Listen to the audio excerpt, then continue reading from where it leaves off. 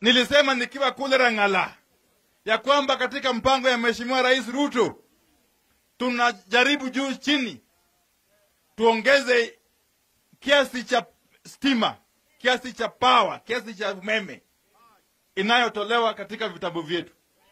Na kwa hivyo serikali iko na mpango ya kuanzisha nuclear power plant hapa Siaya.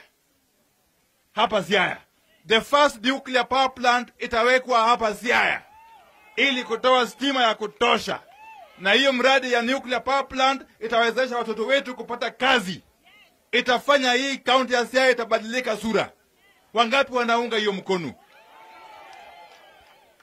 Sisi tulisema ya kwamba ni kazi bila break.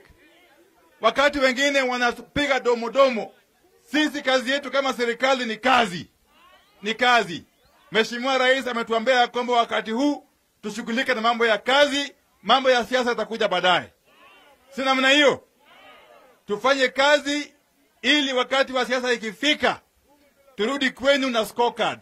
Si ndio? Ni kama end term ya shule. Turudi na scorecard, tuambie tuliahidi hii, tumetenda hii. Tuliahidi hii, tumetenda hii. Si ndio?